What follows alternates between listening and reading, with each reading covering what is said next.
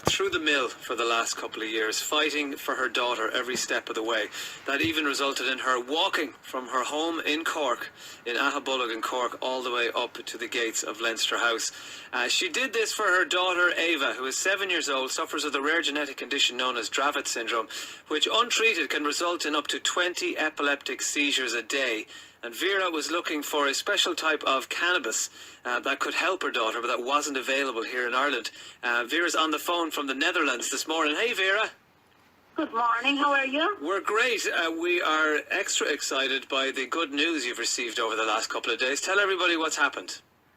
Well, we were informed yesterday morning that we had been granted the licence for the medical cannabis for Ava. So it's absolutely just fantastic. How is Ava doing now? She's very good. She's very, very good. You know, like, I suppose what I could say to you is she's like any other little girl of her age that, you know, she gets the odd ear infection and she gets the odd kind of chest infection and things like that, or, you know, whatever. And that's about the most serious thing that I've got to deal with now at the moment. Wow. Is that her temperature, she's, you know, like, the thing is, she'll always have Dravet, and she's always going to be a little girl that's, you know, more vulnerable than other little girls. But her seizures are so under control that our biggest worry now is that, you know, if her temperature goes up, we need to monitor that very carefully, because that can trigger seizures, can it? That can trigger seizures, and that won't change. But well, I'd take that any day of the week. Oh, God, yeah. Fine. Well, tell everyone right now, because you're not in Ireland at the moment, and this is why Ava's doing so well. You're in the Netherlands. Yeah. We're in the Netherlands. We've been in The Hague. Ava's not been home in Ireland since the 17th of June, because she had to be here. She had to be here to get the treatment, and without the licence, she couldn't return to Ireland with her medication. Will you tell everyone what life was like for Ava and for you and for your family without the cannabis treatment? What was her story every day? I suppose, like, sadly, her story every day, it was a very painful life, you know, which is, you know, it's difficult to say, but yeah, it was a very painful life. It was one seizure after another, hardly time to recover from one before the next one came. What happens with these seizures? I mean, what's it like witnessing it? Well, I mean, a seizure is upsetting. A seizure is frightening. A seizure is something that, you know, you can only comfort the person while they're going through it and make them safe. You know, the appropriate thing to do is to turn somebody on their side and try and put something under their head that they won't hurt their head while they're having a seizure.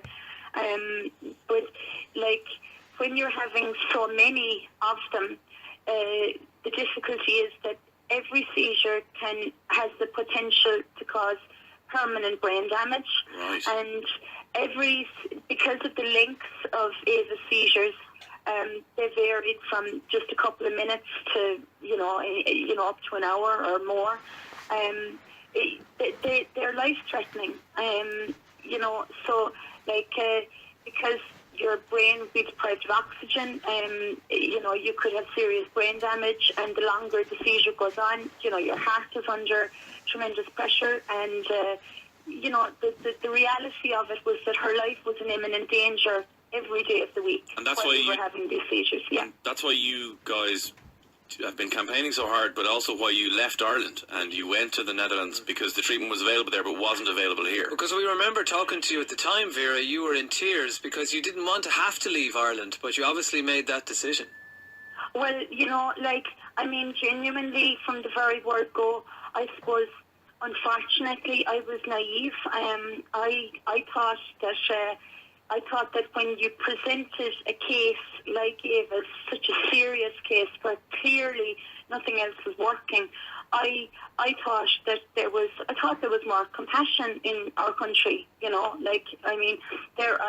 There is an unending amount of compassion from ordinary people in Ireland who care deeply about seeing Ava being well, but it didn't translate into action above in the Dáil or in the Department of Health and the HSE. And I suppose I thought if you committed yourself to fighting for your child to get what you needed, that eventually sense would be seen. But it just didn't work like that, and we couldn't do any more at home. We couldn't. There was nothing else that we could do. Well, in fairness to you, you did walk to Dublin, from Cork, to go and speak with Simon Harris. And do you feel that was that you really had to go to those lengths before they sat up and listened to you? Oh, absolutely. Yes, I do. I mean, that was something, that was the only thing that I could think of to do at the time. The communication with the Department of Health and the HSE had completely broken down. Our calls weren't being taken, our emails weren't being answered. My husband, even on one occasion, there was a department official, Mary, in the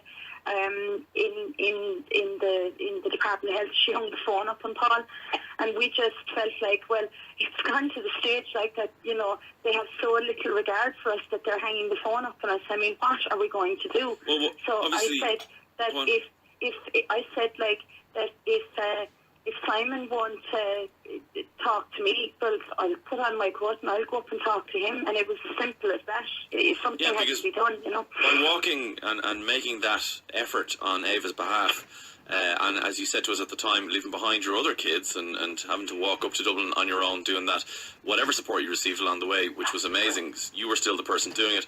The great news is that Simon Harris has signed a licence for Ava to access the medicinal cannabis, so that means you can come home. It is, and the thing is, I mean, I'm grateful. I'm very grateful that the licence was signed. There's great credit due to him for signing the licence, but it shouldn't have taken this long.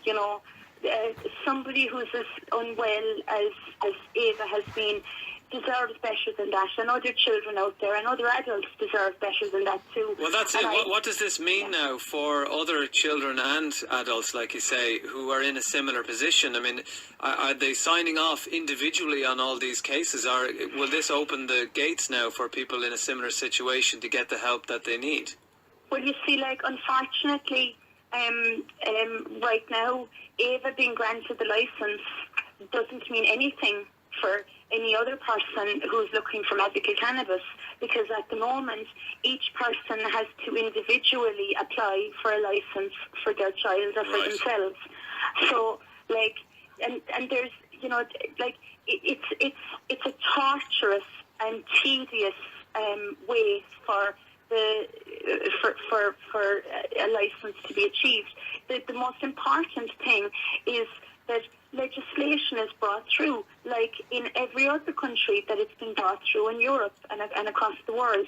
And if the legislation is brought through, then the next thing will be that there are many great consultants and many great GPs in Ireland that are interested in learning about medical cannabis. Because if you look at it this way, right, I mean, the consultants in Cork, the consultants in Dublin are equally qualified to the consultants and specialists that are over in Holland or in other countries, and they're looking to their equals, for want of a better word, and saying, these people over there, they've got training about medical cannabis, they're helping their patients, they're improving, but there's no education being given to the consultants and doctors in Ireland from the HSE and from the Department of Health about medical cannabis. If the Department of Health and the HSE reached out to countries, reached out properly, not just say that they did, because they didn't. And when they did their report for the Health Committee, I know for a fact, because I've spoken to people in Holland about it, that they didn't reach out to get the proper information. And if the information, the training is there, the people here in Holland are trained to prescribe this medication. They understand it. And if that training was given to the consultants and doctors in Ireland like it should be, many, many more people would be in a position where they'd go to their consultant and they'd be able to have a proper conversation about their options. You know, I think that's the way it should be. It sounds to me like your campaign isn't over. It sounds to me like that obviously your concern is Ava and bringing Ava home to Ireland and having her treated here, but you're not going to just like let that be the end of this, are you? Well, like, I mean, you know what, the thing about it is, like, we understand what it's like to have no options. And trust me, it's not a nice place. It's a very, very dark place to be when you're looking at your child having so many seizures, or for somebody else, like, you know, that's in a different situation with pain or something like that, or you know, any other condition. I think it doesn't matter whether you're the first, the third, or the 23rd person who gets a license for medical cannabis. I think because of the extraordinary improvement that it has given our daughter, I'm not saying that it's like something that will work as effectively for everybody, but I think it's important to share the information that you've gathered so that other people might benefit from it. I just think that's the right thing to do. Well said, Vera. We wish you the very best. I know that little Ava has been through the mill, but she is absolutely blessed to have a mother as brave and courageous and strong as yourself. And we look forward to catching up when you get back to greener shores and you're back down in County Cork and Ahabulloch with all your friends and family. Yeah, we'd get whatever, there's some few bits of paperwork or something more that needs to be sorted out before we can actually leave. But it's all going to happen soon, I hope, anyway. We're very proud of your efforts and congratulations on what's been a tough journey. Thanks very much. All right, Vera, take care. Having me on. Say hi to Ava for us. Bye. Well, of course, yeah. Thanks. Bye. You can catch up on Vera's story